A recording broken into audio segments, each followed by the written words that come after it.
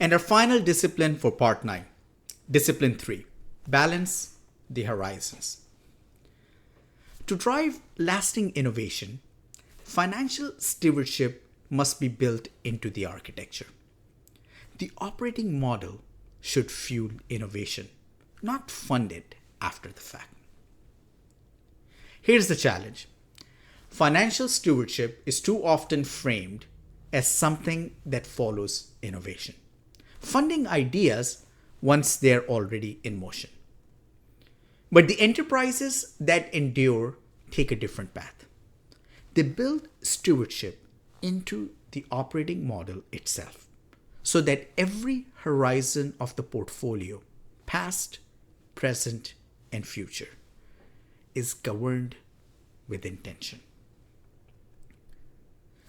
Without that balance, momentum is difficult to sustain. Technical debt lingers longer than it should, not because of neglect, but because it competes with the urgent needs of the present. Core systems advance in disruptive refresh cycles, creating friction at the very moment speed is required. And future bets, no matter how bold, can strain resilience when they lean too heavily on a single plane of control or a narrow set of ecosystems. The challenge is not failure, it is imbalance. And imbalance left unchecked turns resilience into fragility. So here's the shift. Balance the Horizons reframes financial stewardship as a portfolio discipline across time.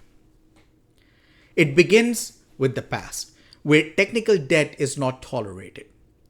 The enterprise deliberately rewards modernization, creating engineering-led cost takeout that does more than reduce spend.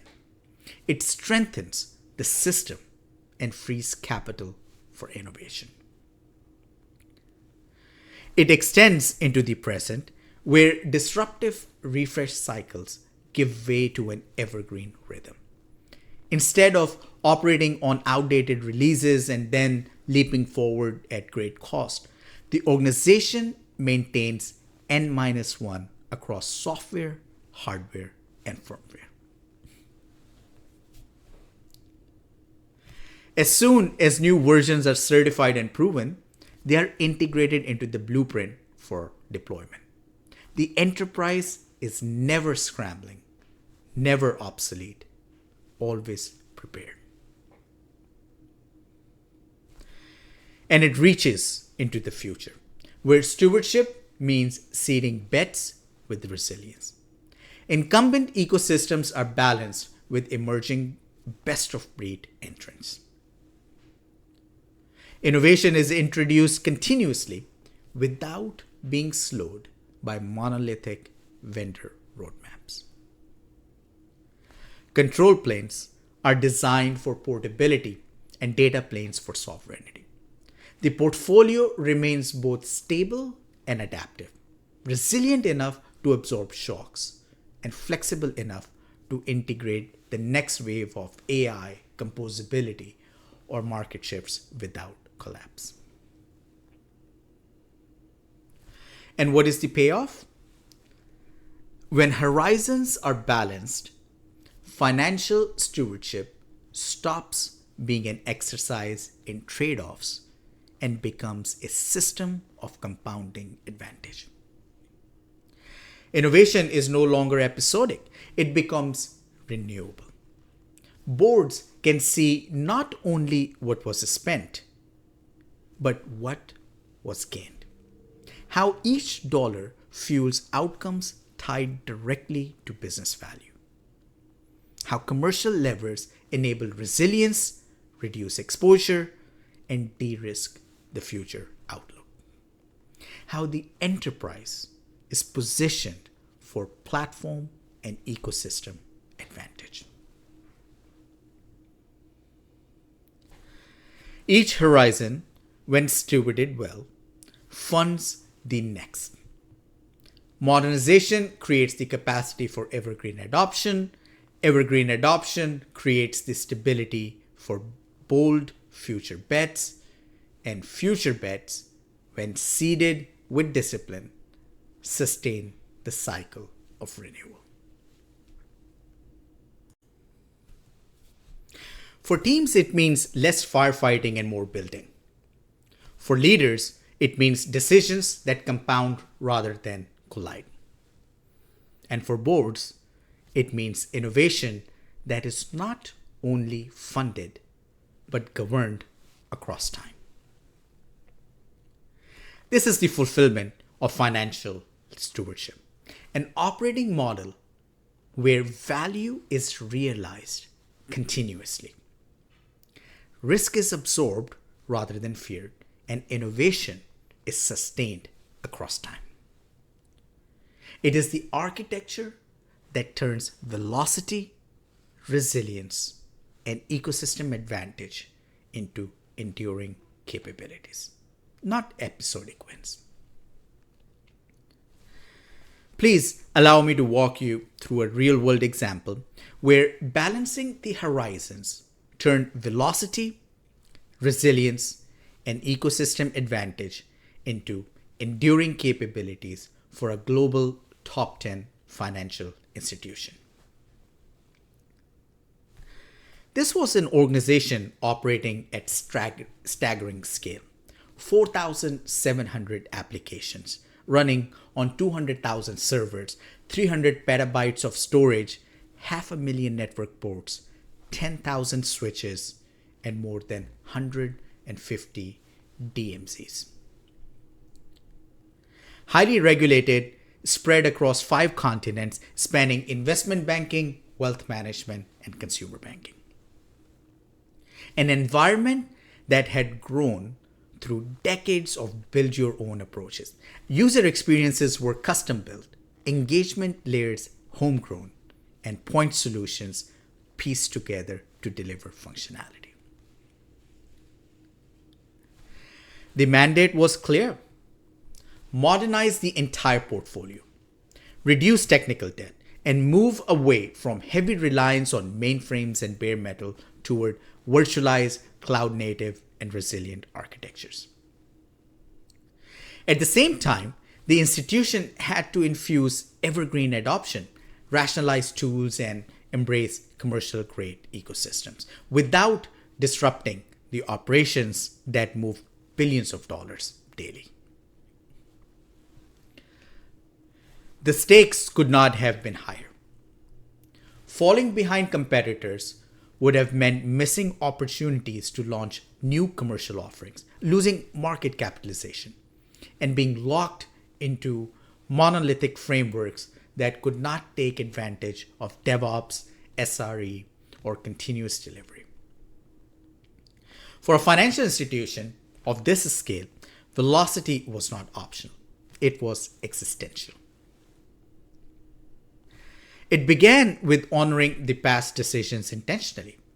Applications that depended on the core banking system, which still ran on mainframe, were deliberately excluded from the first modernization phase.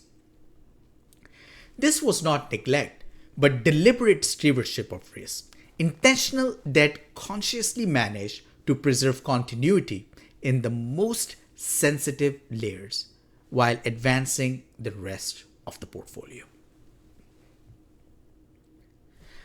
Greater impetus was placed on the present, where the estate began to change shape. The broader application portfolio was refactored into modular components. Instead of updating entire applications, teams could now change and deploy individual widgets or components. This modularity accelerated development cycles, sharpened Q&A, and improved time to market. Human capital was no longer bottlenecked. It could be deployed in parallel streams, accelerating progress without overburdening the existing teams. And a blueprint for the future was explicitly declared. The transition to a software-defined data center created the foundation for hybrid multi-cloud adoption. Every workload was evaluated both technically and financially, then placed where it delivered maximum value.